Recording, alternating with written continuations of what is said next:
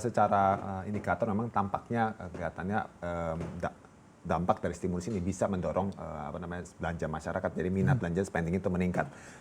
Kalau kita berkaca dari sisi inflasi ini memang sudah harus digelontorkan di samping dari wabah virus corona yang mulai memasuki Indonesia. Ini juga kalau kita lihat ini kan laju inflasi terus melambat ya. Tercatat kemarin per Februari hanya 2,98%, artinya ini ancaman potensi terjadi deflasi terus-menerus ya, dan bisa mengganggu potensi pertumbuhan ekonomi, terutama di Q1 ini yang dikhawatirkan sudah bisa terpangkas akibat virus corona.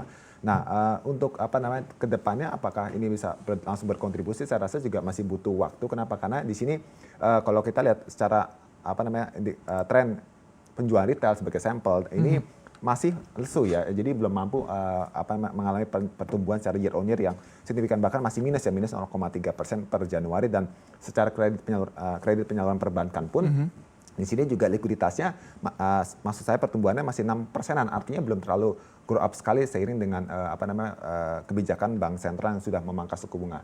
Ya, ini yang menurut saya butuh waktu, apalagi mulai masuknya virus corona. Tapi kalau kita berbicara soal kebijakan bank sentral kan memang transmisi ke suku bunga kredit dan juga suku bunga tentunya lainnya itu agak cukup lambat ketika Bank Indonesia menurunkan suku bunga acuannya, dan transmisinya cukup lambat. Tapi kalau kita melihat bagaimana soal dampak terhadap berbagai stimulus fiskal ini yang diberikan oleh pemerintah, seberapa lama akan mulai terlihat? Di kuartal berapakah di tahun 2020? Baik, untuk di tahun ini kita memperkirakan ini berpotensi akan terlihat di kuartal 3 dan 4 ya. Kenapa? Karena untuk kuartal 1 dan 2 ini menurut saya butuh adjustment ya, efek dari faktor eksternal terutama dari virus corona sendiri yang apakah seberapa besar mempengaruhi perekonomian dari dunia termasuk juga Indonesia. Samping itu ya setelah nanti masalah virus selesai ya baru akan ada adjustment nih. Dan itu pun juga menurut saya sangat tergantung sekali pada kondisi eksternal ya. Jika eksternal masih terus melambat dan memburuk, tentu saja ini dampak dari stimulus fiskal ini belum terlalu kuat dan dimungkinkan bisa agak lebih lama di tahun 2021.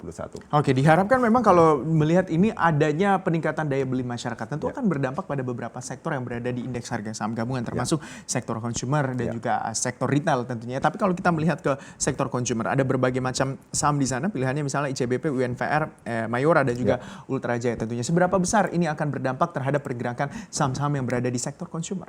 Ya, untuk saham-saham sektor consumer sebenarnya ini kalau kita lihat secara baik permintaan ya, seharusnya bisa bagus. Hanya saja tadi kembali lagi pada efektivitas dari likuiditas kebijakan kelonggaran moneter, terus pada peningkatan uang beredar ke masyarakat ini untuk preferensi ke sana mengalami peningkatan, hanya saja relatif terbatas. Kenapa? Karena kalau saya lihat di sini kan masyarakat ini lebih ke arah bukan ke consumer yang sifatnya barang-barang jadi seperti itu ya. Nah, ini kan lebih ke arah kebutuhan pokok seperti itu menurut saya yang lebih utama saat ini. Dan di mana kalau tadi emiten tadi kan lebih ke arah memang lebih ke makanan minuman yang sifatnya itu sudah branded product seperti itu.